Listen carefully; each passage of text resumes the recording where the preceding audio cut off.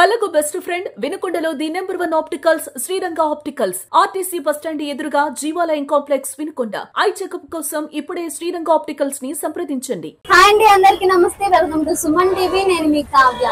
Super 6 పథకాల్లో భాగంగా కూటమి ప్రభుత్వం అనుకున్నట్టుగానే మహిళలందరికీ ఫ్రీ బస్ ప్రయాణం ఏర్పాటు చేసింది. కానీ దీనివల్ల ఆర్థికంగా నష్టపోతున్నారని చెప్పేసి ప్రభుత్వమే డ్రైవర్ల అకౌంట్ లో, ఆటో వాళ్ళ డ్రైవర్ల అకౌంట్ లో 15,000 జమ చేయాలని చెప్పేసి అంటుంది. మరి 15,000 వాళ్ళకి సరిపోతాయా లేదా, మరి వాళ్ళ ఫీలింగ్ ఏంటి, అప్లికేషన్స్ ఎలా పెట్టుకుంటున్నారు, ఏ డేట్స్ ఏమేమి ఉన్నాయని చెప్పేసి వాళ్ళ మాటలు అడిగి తెలుసుకునే ప్రయత్నం చేద్దాం రండి.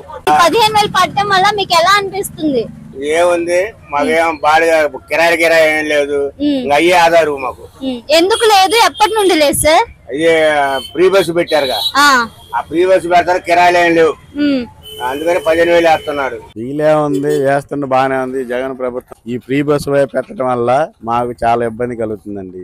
ఇప్పుడు ప్యాసింజర్ ఎవరు ఎక్కట్లేదు మాకైతే. మరి ఇటు బయటకు వెళ్ళినా ఎవరు ఎక్కే పరిస్థితి లేదు. మా ఆటో వల్ల చాలా కోల్పోతున్నాం. అందుకే కదా 15,000 వేస్తా అంటున్నారు కదా చంద్రబాబు నాయుడు గారు. 15,000 కదా, 15,000 వేస్తున్నారండి. మాకు రోజు వచ్చేసి 800-1000 రూపాయలు వస్తే మాకు ఇల్లు పిల్లలు గడుస్తుంది. ఈ రోజు ఆయన ఇచ్చిన 15,000 రూపాయలు కాగితాలకు వెళ్ళిపోతున్నాయి. సంవత్సరం ఇన్సూరెన్స్ అని, బ్రేక్ అని, అయ్యి మరి 5,000 రూపాయలు ఉంటే ఒక నెలలో ఒక 5,000 రూపాయలు ఖర్చుకు వచ్చాయనుకో, మిగతా 11 నెలలు ఎలా గడవాలి మాకు? అంటే ఇంకా కావాలంటారా మీకు మనీ? మాకు మనీ కావాలని మేము అడగట్లా. మనీ ఇవ్వకపోయినా కానీ ఫ్రీ బస్సు లేకుంటే మేము జీవనం ముందుకు వెళ్తాం సాగి. మా పిల్లల చదువులు అనేది మేము ఇంట్లో పోషించుకోవడానికి మంచి జరుగుద్ది. అంటే ఇప్పుడు మొత్తానికి ఆ పథకాన్ని తీసేయాలని చెప్పేసి మీరు బాగా అంటున్నారా? ఆ పథకం తీసేస్తే మా ఆటో వాళ్ళకి ఇబ్బంది లేకుండా జరుగుతుంది. అది ఇదే ఆర్టీసీ ఫ్రీ బస్ పథకం ఎత్తేస్తే మిగతాది మాకు ఆటో వాళ్ళు జరుగుద్ది. అది లేకపోతే మేము చాలా ఇబ్బంది పడుతున్నాం. మాకు ముందు రోజుల్లో ఇంకా ఇబ్బందులు ఎదుర్కోవాల్సి వచ్చింది. మా ఫీలింగ్ అయితే అండి, 15,000 అంటే రోజుకి 42 రూపాయలు పడతాయండి. అంటే దాదాపుగా మాకు ఒక 500-600 సంపాదించుకున్నాం, 400 రూపాయలు తగ్గిపోయింది. 200, 150 తోలుతున్నాం. మాకు 40 రూపాయలు ఇస్తే ఏమి సరిపోతాయమ్మా? అట్లా మేము పెద్ద ఆశించట్లేదు. మేము మాకేమైనా లక్షలు ఇవ్వమంటలా, కనీసం ఒక 25,000 ఇస్తే బాగుంటుందని మా అనుకుంటున్నాం. మా అభిప్రాయం అది. 15,000 అంటే మాకు ఇన్సూరెన్సు, ఈ ఫిట్నెస్గా సరిపోతాయి. మాకేం మిగలవు. రోజుకి 400 రూపాయలు నష్టపోయాం. అది అలానే మేము ప్రభుత్వాన్ని మేమే నిందించలేదు, కానీ మాకు ఇష్టమే వాళ్ళు ఏది పెట్టుకున్నా. అయితే కనీసం ఒక 25,000 ఇస్తే ఏదన్నా కాస్త ఇన్సూరెన్సు, ఫిట్నెస్ వాటికి బాగున్నా 10,000 మిగిలేవి. అది మరి దీనికి అప్లికేషన్స్ ఏమైనా పెట్టుకున్నారా సార్ ఈ 15,000కి సంబంధించి? దీనికి అప్లికేషన్ ఏమి ఉండదు. బండి డాక్యుమెంట్స్ అంటే లైసెన్స్, ఆర్సీ, ఫిట్నెస్, ఇన్సూరెన్స్ అవన్నీ సబ్మిట్ చేస్తే వాళ్ళు ఓకే చేస్తారు. సచివాలయంలో ఆల్రెడీ పెట్టేసుకున్నాము. దాదాపు 90% పెట్టాము. ఒక 10%కి కొన్ని డాక్యుమెంట్స్ లేవు. ఇన్సూరెన్స్ లేక, డబ్బులు లేక.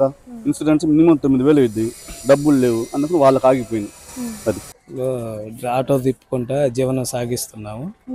మేము రోజుకి వచ్చేసి 500-600 తోలుకుంటాము. ఇప్పుడు కనీసం మినిమం కూడా 100-150 తోలటానికి కష్టం అవుతుంది.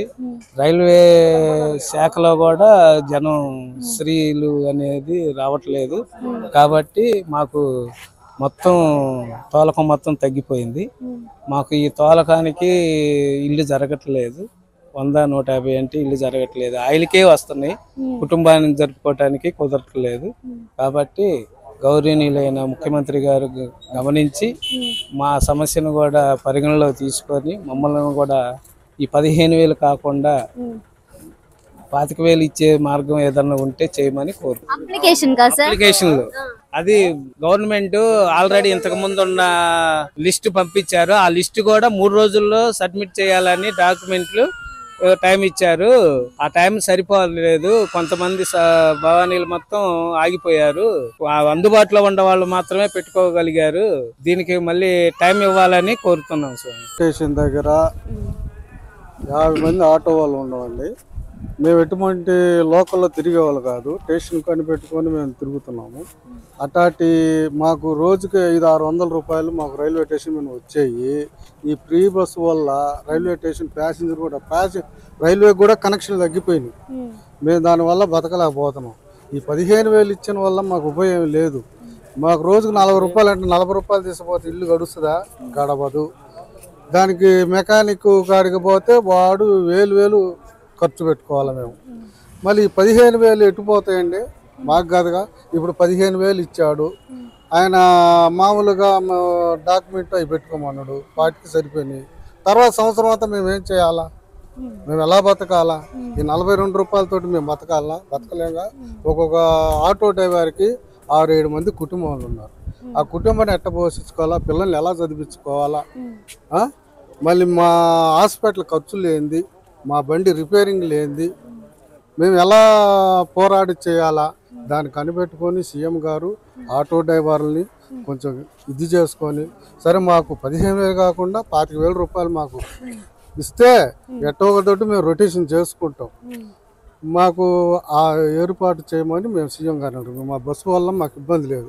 ఇక్కడ కనెక్షన్ తగ్గిపోయినాయి. ఆటో వాళ్ళకి చాలా ఇబ్బంది పడుతున్నారు కుటుంబాలే. ఇది సో చూస్తున్నారు కదండి, ఇది వాళ్ళ పరిస్థితి. చాలా అయితే బాగా ఆరోపిస్తున్నారు ఆటో డ్రైవర్లు అందరూ. ప్రభుత్వం నుండి వచ్చిన 15,000 రూపాయలు రోజుకి మాకు 40 రూపాయల చొప్పున అయితే సంవత్సరానికి వాళ్ళు అయితే వేస్తున్నారు. మేము ఈ ఫ్రీ బస్ ప్రయాణం పెట్టక ముందు నుండి అయితే మాకు 800 నుండి 1000 రూపాయలు వచ్చే ఛాన్సెస్ అయితే ఉన్నాయి రోజు. కానీ ఇప్పుడు ఆ పథకం అమలైన దగ్గర నుండి మాకు రోజు 300 నుండి 500 రూపాయలే వస్తున్నాయి. ఈ 500 రూపాయల వల్ల మేము మా కుటుంబాన్ని ఎలా పోషించాలో చెప్పేసి వాళ్ళు చాలా అయితే బాగా ఆరోపిస్తూ ఉన్నారు.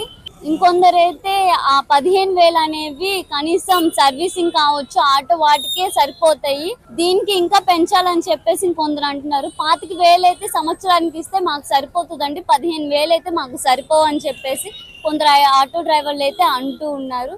సో ఇది ప్రభుత్వం దృష్టికి తీసుకెళ్లి ఆటో వాళ్ళ డ్రైవర్లందరికీ 15,000 కాకుండా 25,000 ఇచ్చేటట్టు చూడాలని చెప్పేసి ఆటో స్థానికులందరూ కోరుతున్నారు.